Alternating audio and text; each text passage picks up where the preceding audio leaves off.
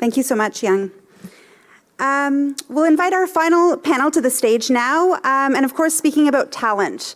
We heard a lot about the role of fundamental science in terms of talent development in this country, developing well-educated, highly skilled workers, and about how a strong talent pool is critical to attracting investment, growing business, and of course, driving job creation. So I'll pass things back to Paul, who will lead this panel as well.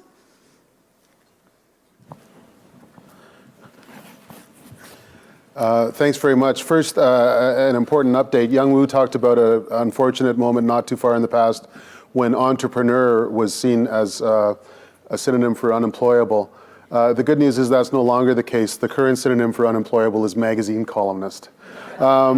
But we have a very good panel to discuss what Young Woo described, I thought, very interestingly as the current moment of unfair advantage for Canada and the longer-term struggle to attract talent. We have two university presidents, Elizabeth Cannon from the University of Calgary and Richard Florizone from Dalhousie University. We have Michael Naufal, who's a managing partner at Boyden, who is occupationally obsessed with looking for talent wherever it can be found and finding good homes for it. And we've got Val Walker, who's Vice President for Talent and Skills at the Business Council of Canada. And we'll get right down to work. Hey, Val.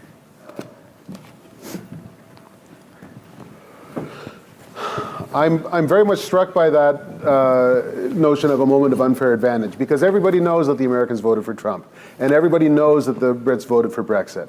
And there have been calls to, in a very quick and kind of high-profile way, as other countries have done, including France with their attempt to poach American climate scientists, to essentially mow the Americans and the Brits' lawn. While the getting is good. How much advantage is in that possibility? The idea that we can this week we can grab all the low-hanging fruit, versus the idea that we have to, over the longer term, get the fundamentals right. Val, do you want to start on that? Sure. So I would say yes, absolutely. This is a moment, but it is a moment. I think. My response to that would be attraction is key, and our universities are doing a lot of amazing stuff to make it clear the advantage and the opportunity that exists right now. I think importantly, though, we need to think a lot more about what we do with those folks once they arrive. How do we train them in the best possible way? How do we provide an opportunity for them to develop, both in the institution and outside once they enter the workforce? And how do we provide a way to genuinely integrate them, not just into our institutions or our workplaces, but into our communities, so that they want to stay when they're finished their training. The students that started in September will be graduating, if they do a 4-year degree, in 2021. I don't know who's going to be in charge down south then, but there's, this is a moment, and we want to make sure that as those students are graduating, that they see it as an obvious, and now because they've had maybe a chance to do some of their training in a workforce, they understand the genuine commitment that we have to make sure that this is a place that they want to just not come to go to school, but that they actually want to come and set up their lives. Okay. Dr. Cannon, is this something that you're experiencing at your university, this notion that there's an unprecedented international interest in Canadian universities as a destination? Or is that a bit of a myth? It's absolutely here, and I think it's a time where, as Canadians, we can't be too nice. We've got to play on the international stage and, quite frankly, be aggressive around attracting Canadians back to their home country and other top talent. And I'll give you an example. The federal government in the last budget announced the Canada 150 chairs, and a great opportunity to promote the country in a time, as you said, of perhaps a little bit of chaos in other jurisdictions. It was a very quick turnaround where we got an allotment of funds where we could go out and try to attract people to this country. And we found an unprecedented response. I think there were 196 nominations into a program. Ultimately, about 25 or so got selected, so very tight competition.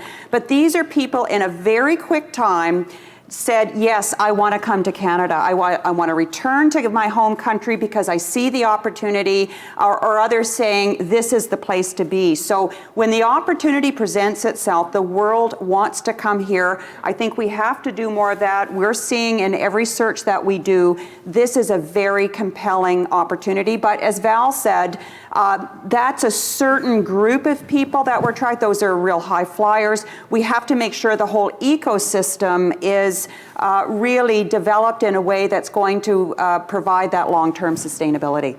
Okay. Dr. Florizone, is that what you're seeing out there? Yeah, absolutely. And maybe I'll just jump, building on Elizabeth and Val's comments. You know, there's two things I think we need to do it, to capture the opportunity. One is people come for two reasons. One, they come for the job, the specific opportunity, and they come because the environment is exciting and fit with their values.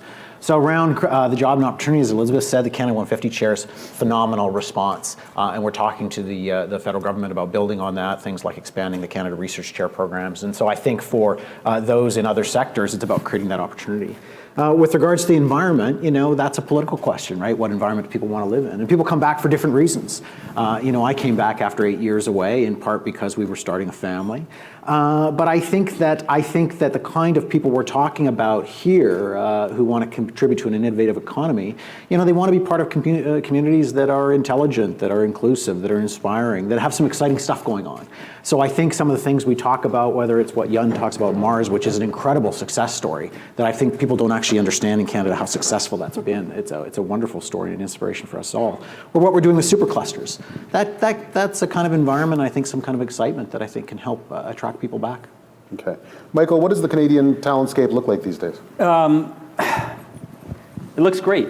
And so the Canadian talentscape, I think the talentscape globally looks fantastic for Canada. I don't think we should limit ourselves to the Canadian talentscape. And just building on what has been just said, and so I'm the person on the phone making the phone calls to the people that you're referring to, and the response to those calls is very positive. So when I speak to somebody in Asia or in Africa or in Europe, they are aware of these programs that the Canadian government is funding. So that is something that we need to continue to do, because we cannot rely on the Canadian talent pool to do the things that have been described today. There are tens of millions of Canadians outside this country who are not yet Canadian. That talent pool is a talent pool we should be attracting to this country. And we spent a lot of time talking about the STEM side of the ledger, but there's the social side of the ledger. And for all his shortcomings, President Trump is a friend to Canada from a talent perspective. He's tilted the sun to this country. And that tilt is something that we need to leverage, as Young said earlier. That's a moment. It may only be a 3-year moment from this point forward, but that is a moment that we need to capture. And so the talent pool outside the country is very keen to come to this country. Okay. I want to stay with you, Michael, and ask about two potential obstacles to attracting somebody to Canada. That the Americans, I'm told sometimes that the Americans can still beat us two very different ways. One is the absolute bottom line. There's a person is certain to pay a lower tax bill there. And the other is scale, that we can't match Silicon Valley, we can't match Carnegie Mellon, we can't match MIT. Is that the sort of thing that actually hinders people from choosing Canada as a destination? I mean, each case is specific to that individual. I think talent doesn't travel alone. Mm-hmm. Talent, either young talent or talent that's more senior, they have other things around them that help them make that decision. So a spouse, a partner, a pet, a family, whatever it may be. So there are social elements of that decision that one needs to consider. And so if we have a comparative advantage over the US, it is that. It's the social aspect of what this country can offer. And we've talked a lot about all those things that this country is doing and how we are branding those things. Those are huge magnets and attractors. So we cannot compete on that stage. We can't compete with tax regimes outside this country, but we can compete on the social side of the ledger. And I think that's where we need to focus our attention. Okay. I'm struck by this sort of almost late blooming realization that talent attracts capital rather than capital attracting talent. That if you get the right people, and sometimes in fairly esoteric disciplines, like artificial intelligence 15, 20 years ago, or quantum computing, that young people will come in waves because young people are more interested in being close to a bright light than in being in a traditionally attractive location. Dr. Florizone, have you seen examples of that where it's the attraction of talent that brings people to a destination? And how can policy accelerate that process? Yeah, look, I mean, I agree entirely. I sit on the board of Novacor, the provincial venture capital organization, and we always say, as all venture capitalists do, it's about the team often, right? It's about the team that attracts the capital. Let me step back for a second on this one, because I think it's really important, and it touches on some of the points from the previous panel. We get into these debates about, how to build innovation. Is it pure? Is it applied? How do you build an ecosystem? Is it talent or capital? Which attracts which? Let me step back for a moment and draw on one of the great successes in the world. And of course, we've got lots of successes in Canada. We just talked about Mars, and we've got Waterloo and many others across the country. But let me talk about MIT for a second. So MIT, if you look at the graduates of MIT, they did an economic impact study of all the companies started by MIT. And if you add up the revenues, they total $2 trillion a year, which is equal to the 8th largest economy in the world from that school. Now, we all can't be MIT tomorrow, but it shows what's possible. The reason I mention that is MIT and a number of us around the world now are using the methodology. When they talk about what it takes to create this ecosystem, they don't get in this kind of binary, pure, applied talent capital. What they actually say is it takes an ecosystem. I can just say a little bit more about that, what they mean. Picture a 5-pointed star, okay? You've got, and I don't know who you're gonna put on top here, but an ecosystem has all 5 points in that star. Government, corporate, entrepreneurs, universities, and risk capital. You need it all. And now, of course, if you're a university president, you're accustomed to saying you just need research. Well, you do need research, but it's necessary but not sufficient. You need all the other parts of that ecosystem. And capital may be a key aspect of it. But it may also be the environment for fostering entrepreneurship or training those entrepreneurs. So we have to get a little bit more sophisticated, I think, at looking at our ecosystems in Canada, realizing that we're not going to replicate Silicon Valley, nor should we try. But we should find areas where we have our local strength, like oceans for Atlantic Canada, like artificial intelligence in Toronto and Montreal, and building those ecosystems smartly. Okay. Val Walker, you wanted to follow up? Yeah, can I just say, so I agree with that. I think, though, if we want to talk about some things in maybe a different way, so that's exactly right, but that's really hard. And we need to understand, if we want to actually attract people back to Canada, we have a big size problem. Like, we have a scale problem, and it's not just scaling up our startups or getting through the valley of death into a place where we get the capital we need. We don't generally, especially in R&D intensive occupations, have as high of salary. Like, there are other things around scale that will challenge us. And so we have to work together, and all 5 points that Richard just mentioned are key. The how there is super hard, because while we all want to work together for the sake of Canada versus the UK or the US, there are strong competitive pressures between companies, between institutions, between universities and the colleges and polytechnics. So figuring out a way to turn the opportunity into a reality is something that a lot of people in this room are already working on, but that's what we need to do. Because to be clear, the one other thing I would add, talent is our opportunity, and it drives investment in jobs. At least at the Business Council, we talk about the 4 T's, right? And the first 3 are trade, tax, and Trump. And all 3 of those have a huge impact too, right? And on those things, we primarily have to play defense. We go out and try to sign additional trade deals. We go and try to make sure that now that the US has changed significantly their tax system, that we see what is appropriate to do here. Trump.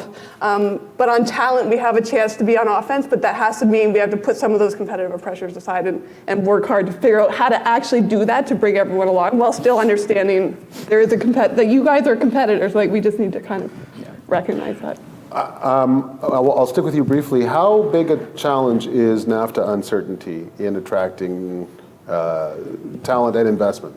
Yeah, it's huge. I mean, that's a reality. There are chapters within NAFTA that talk about labor mobility, not to mention the thickening of the border in terms of security issues. So in general, uncertainty makes business leaders nervous in terms of predicting where they're going to invest or not.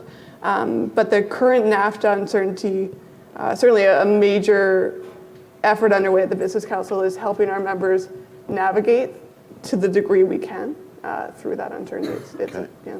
Dr. Canna. I just wanted to jump in and sort of bring it down to a very specific example that when we talk about, talent meeting capital, how do you make that happen? And one of the initiatives that we have at the University of Calgary, which is building on an initiative at the University of Toronto, the Creative Destruction Lab. Yeah. This is a model, I think it's fantastic. It's been, shall I say, franchised across the country, including at Dalhousie. And it's really about getting companies, so small startup companies, and some at pretty early idea stage, vetted down to, in our case, they started with 160 companies. So deal flow was not an issue, down to ultimately 25 who go through a program that's very well structured. It involves students, MBA students. It involves venture capitalists, angel investors, entrepreneurs, together mentoring these companies, getting the students involved and really bringing them along. And many of these companies that are part of our CDL are from the University of Calgary. They're either faculty members in their companies or students. And so it's a fantastic example where you get companies being mentored at the right stage and you get people in the room who can make the capital investments. And in the first meeting that we had, because this is the first year at the University of Calgary, $6.5 million raised for those companies right at the get-go after the first day. Now, the side benefit of that to a community like Calgary, which is very sophisticated in matching capital with talent in the energy industry. They know how to do it very, very well. Assess management teams, assess assets, assess technology. Our challenge as we try to diversify is moving that capital into other sectors. And it's models like CDL, where you've got venture capitalists and angel investors, some from outside the city, sitting evaluating biotech companies and AI companies and some energy tech companies with more traditional energy investors, and them getting comfortable with these other sectors, how to evaluate their technology and their teams, and ultimately investing. And I think that will ultimately be the long-term success of models like CDL, is raising the level of sophistication around investing in other sectors in our community to strengthen and add resilience. Okay. Paul, can I jump in on this just very briefly? Just very briefly to say, look, I agree, Val, it's tough, and because if it easy, it would have happened. As Elizabeth mentioned CDL, which is a great example, and at U of T, the stats are when it started, in 5 years, its target was to raise 50 million in equity. Instead, it raised over $1 billion. But the reason that example is important is that brought talent and capital to people, but it wasn't about dumping more money in. It was about building the connective tissue on the 5 points of that star, right? So it is tough, but we have examples that are working around the country, particularly in the past few years. Mars, CDL, DMZ, Ryerson, Communitech in Waterloo, COSIA, right, in Alberta, the way University of Alberta and Calgary work together to develop the oil sands industry. So we have those examples we can build on. Okay. It was a very useful question from the floor. Often when we think of talent, we imagine somebody from 3,000 miles away with a keyboard and a thermos full of coffee. But talent can be sometimes right under our nose. What's the role in universities and business in fully utilizing talent that hasn't been utilized enough traditionally in Canada, whether it's Indigenous or minority communities or women in areas where women haven't traditionally played a role? What role can, I'll start with the university presidents on that. Dr. Canna? It's huge. I mean, we certainly are organizations that not should be, but must be at the leading edge of really having inclusive innovation, as we talk about. Absolutely key. Building on our campuses a stronger entrepreneurial culture. We have a priority on that at our university, and very much around women in entrepreneurship. looking at we just launched an Indigenous strategy. Part of that strategy, again, is involving our Indigenous communities in other aspects such as commercialization and entrepreneurship as well. So yes, we must be at the nexus of bringing these communities together, and I think really business is looking to us as being part of that conversation.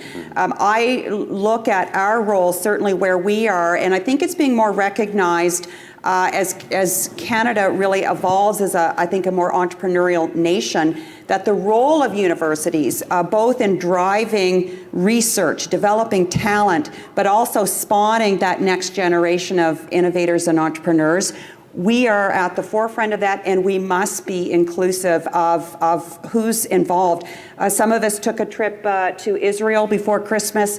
They're talking about inclusive innovation and how do they get some of their minority populations also involved. So this is not unique to Canada. We're seeing it worldwide. If we're truly going to have, I think, a very healthy, sustainable ecosystem, we have to involve everybody within the community.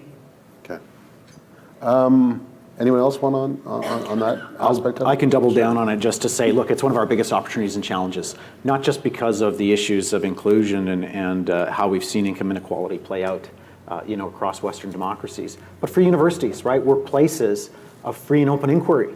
And if we're excluding anyone, by definition, we're not living up to our values. So this is the biggest challenge. Some of the ways we go about it, Elizabeth's spoken to. I think of Maurice Sinclair and his words about nothing about us without us. And so we've got to figure out ways, and we've started to do that. For us, it means working with First Nations, working with Member 2, which is a great example, working with the Black Business Initiative, trying to find ways to knit it together. So a very important issue, but it's going to involve a lot more engagement to solve it. And not I don't want to say solve because it's not a problem. It's about capturing the opportunity of really bringing everyone in. Okay. One of the challenges that everyone faces is we don't know where what the next growth sector is going to look like. We don't know where the most highly talented workers are going to be working in 5 or 10 years. And the recent attempts by not just governments, but the whole society to pick winners have been almost kind of picturesque. 2 years ago, if you were a climate scientist, you could write your own ticket. Last year, if you were in artificial intelligence, you could write your own ticket. And yet, the challenge, I think, is to figure out what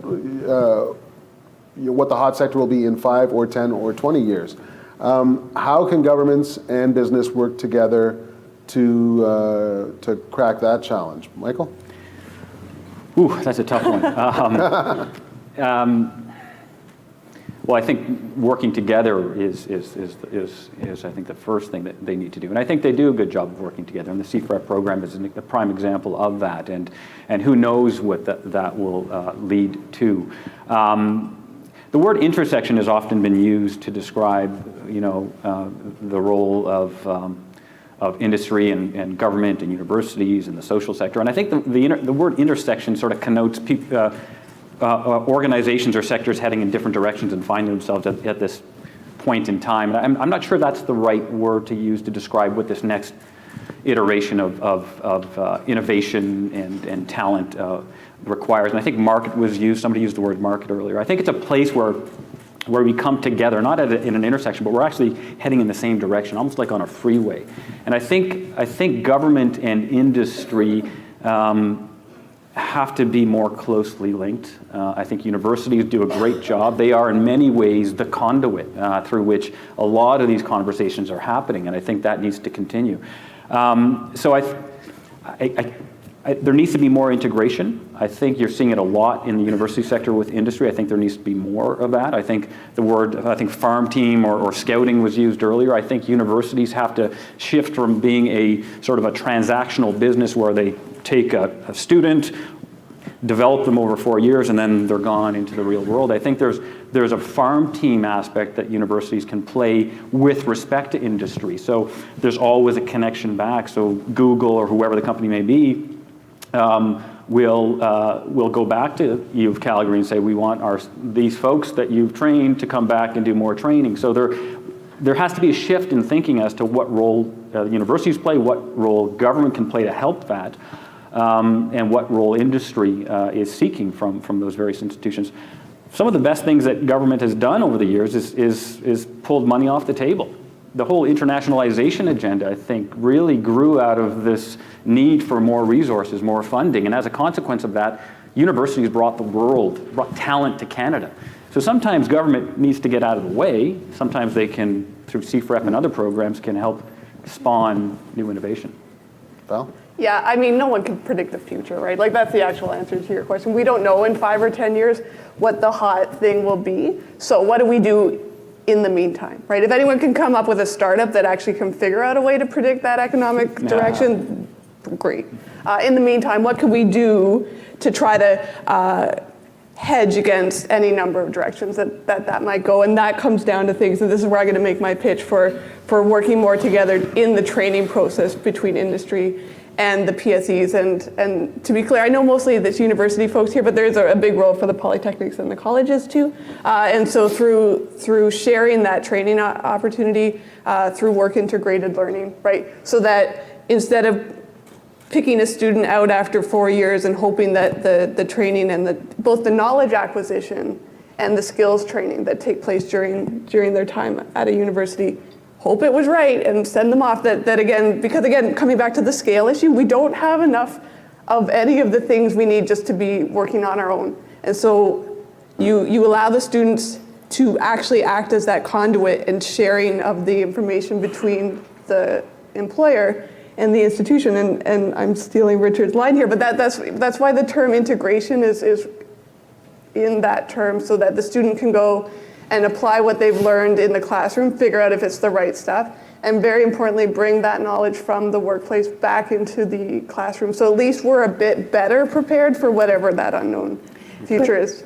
But I would just say, although we don't know what the next hot thing is, I can guarantee you that whatever that is being researched in our universities today. Yeah. And that's why it is so important through the fundamental science review, the recommendation to invest in that foundational level, because the signals to our scholars, the researchers who are going to make this happen, is so important. And to know that government is actually creating the ecosystem where they can be creative, be innovative, train students, and come up with those ideas, which will ultimately lead to the next AI or big thing. That's, to me, what's really, really important. And I'll just pick one that I think is sort of really starting to emerge for Canada, and that is in the quantum area. Quantum now is where AI was perhaps 10 years ago. We have some great research happening in this country, but we don't have a quantum agenda. We don't have a quantum strategy. We don't have a strong industry. We've got bits and pieces, D-Wave and others, but now's the time to say there's something happening there. Let's capitalize on it in terms of a strategy and agenda, some investments, and see where it will go. These are bets, they're not guarantees, but I can tell you, investing in the foundation and looking where there's opportunity and seizing on that early, that's what I think is going to differentiate Canada in the long term. Am I just being wicked when I say that maybe the good news in quantum is because there's no agenda?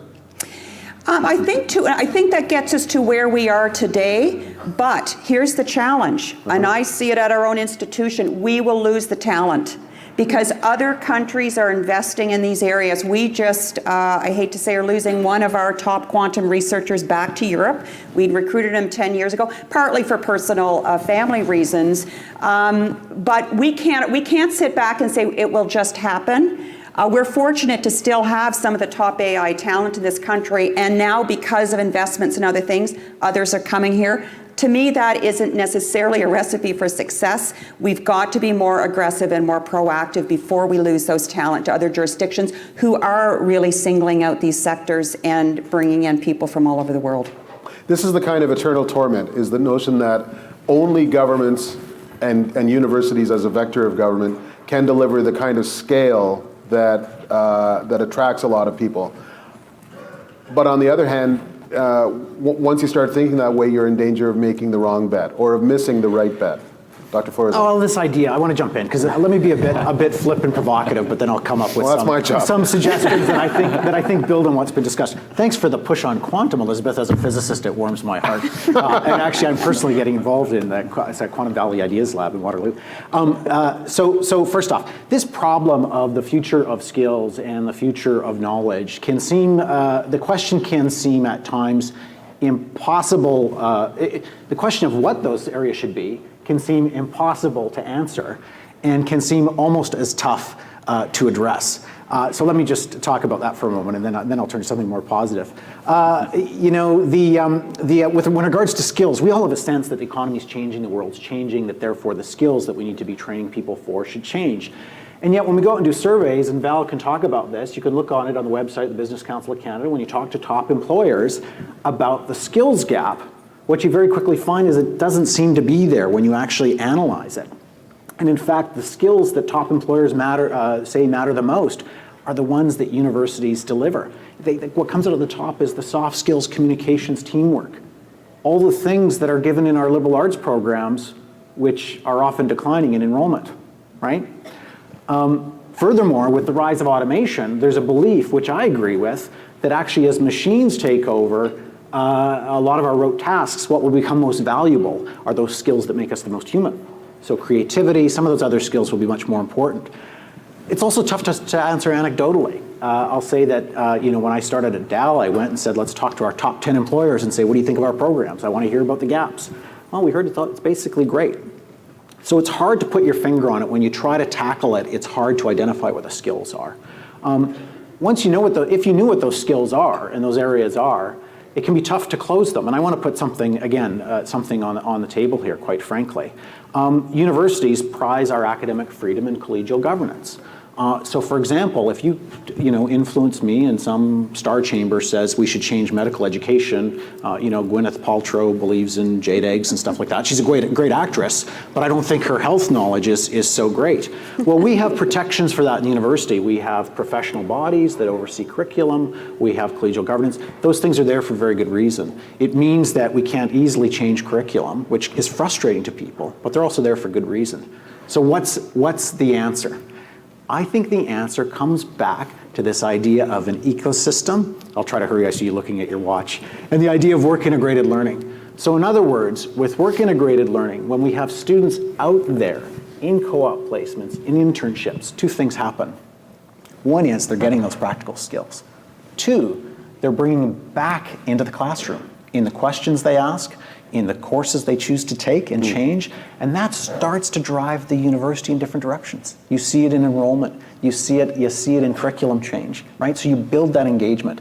It's more, and it's the same goes for research. It's building those that connective tissue, those sort of market-based grassroots solutions, if you will, rather than thinking we're going to have a Politburo or a star chamber who will dictate what the future skills and future research areas of the country are. Okay.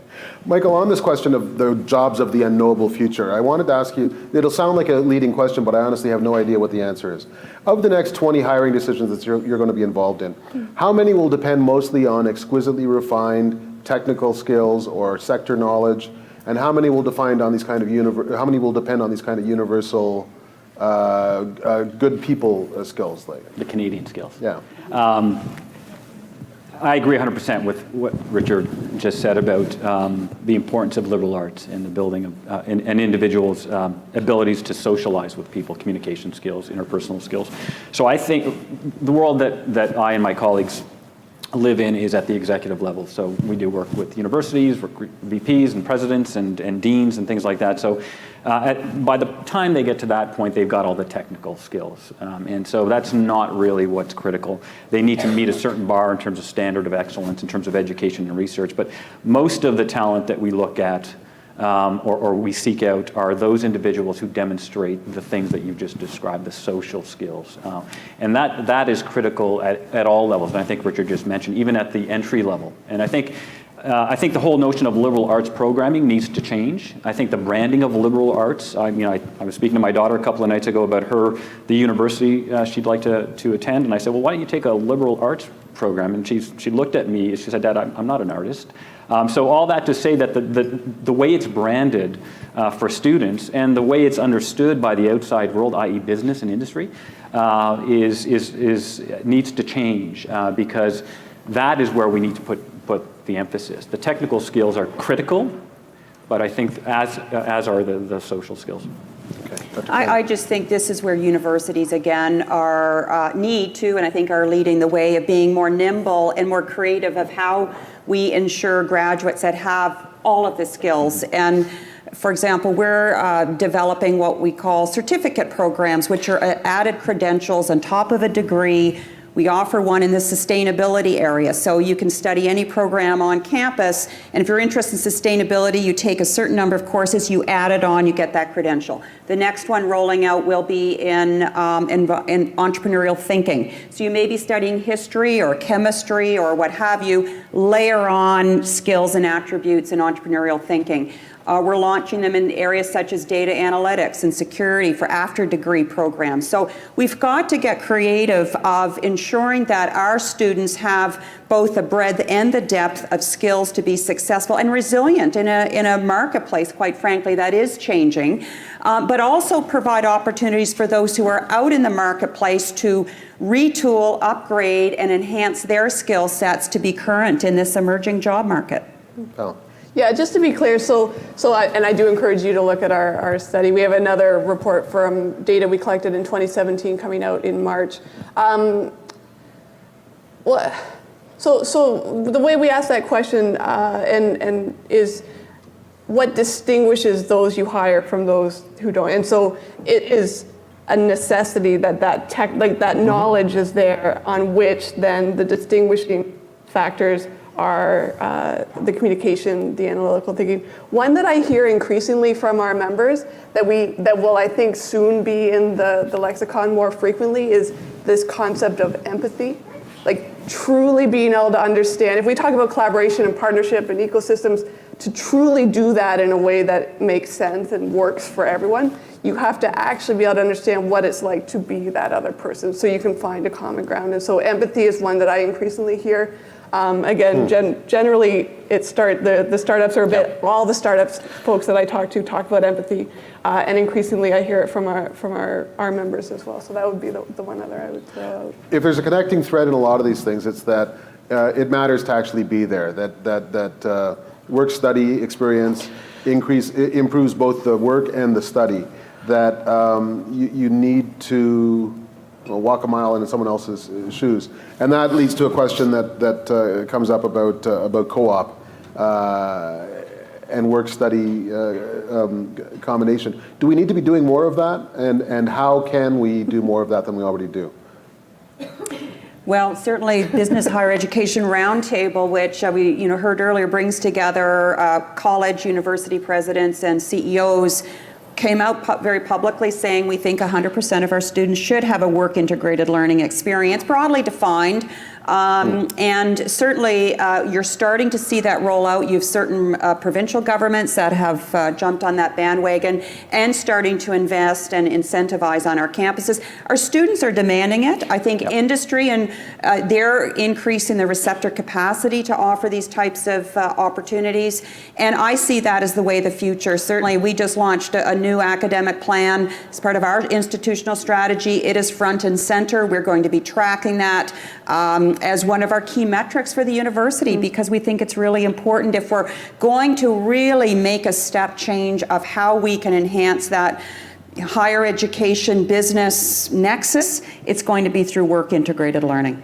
Okay. Paul, one more really important point in this, if I may, for the audience, and that is that, so I agree with everything that Elizabeth said. What I wanted to emphasize is that when it comes to work and integrated learning, we're ready to go. So for example, at Dal, and we're not an exception to this, 100% of our programs have some kind of work integrated learning opportunity in it, so co-op or internships. The roadblock is finding those and building those quality internships out there. Right, is building them with the companies and finding the placements. So if you want to move this forward, the challenge is trying to move it forward. And so leaders like Dave Mackay at RBC have really stepped up to say, you know what, in the financial services industry, we're going to create 10,000 new co-op or work integrated learning experiences. And we need more like that to create. Surely it's hard to convince a lot of businesses that that's anywhere close to their core function. You know what, it is their core function. It's just, it's a little bit more medium term. And what I mean by that is, we just said talent attracts capital and ideas. So talent is absolutely core function. And what companies find is once they hire that person in for a co-op, it's like a extended job interview. They end up hiring that person, they have a sense of them. In fact, one of the challenges we have is sometimes they hire them before they finish their degree, and then they have to finish part-time. So there's a great benefit. But it's helping them understand that, but it's a bit longer term, right? So you want a great employee. I remember what it was like to be in business. You want it now. You want it right now, and you want those skills right now. Yeah, co-op means you're going to bring them in for 6 months. They go back and finish. But then you're going to get someone who knows your company, who's had a great education. I would just add, I think it is part of their core business now. I've seen in Calgary, the energy industry is doing really well. It's not doing so well. In the old days, when things went down, they stopped, bringing in internships. They stopped hiring new people. They laid off the young people, kept their top sort of senior talent, and thought they'd weather through till things picked up. What they found out is when things did pick up, they were missing demographics. They didn't have whole sectors of people with certain experience at a certain age because they hadn't hired as an industry. So what you're seeing this time is they're still hiring internships. They're still hiring people right out of university. They're making tougher decisions at middle and senior levels to make room for talent coming in because that is their future. So I think companies are positioned to do this. It takes leadership at the top, and I think that's where the conversations around tables such as the Business Higher Education Roundtable are very helpful, to Richard's point of how do we position our institutions as the capacity grows so that we're doing the right thing for our students. Yes, Val, you wrap it up. Oh, wow. Okay, thanks everyone. My screen says we got a minute rating on all that. 0 minutes rating. To be really clear, there's a lot of stuff that's going well. One of the big goals for us in the next couple of years is to make it easier for those small and medium-sized companies who right now don't have the time or the resources or the knowledge they need to make these things happen. And so we're doing some of those things, and industry's just getting out there and starting to do it, and they're starting. And a big goal for us is to make it easier for everyone, whether you're a 5-person startup who still actually worries about making payroll at the end of the month versus RBC, who has a bit more leeway to do some really innovative things. And maybe to wrap it up then, so it's all of the players coming together. Okay. Yeah. I'm keenly aware that our panelists have more to say, and I am not unaware that many of you submitted questions that we didn't get to. I know that can be a drag. The good news is, in a room with a fantastic group like this, I know that each of you can write the answers to your own questions in the months and weeks ahead. Isn't that poetic? Thanks to our panelists, and thanks to you for bearing with us.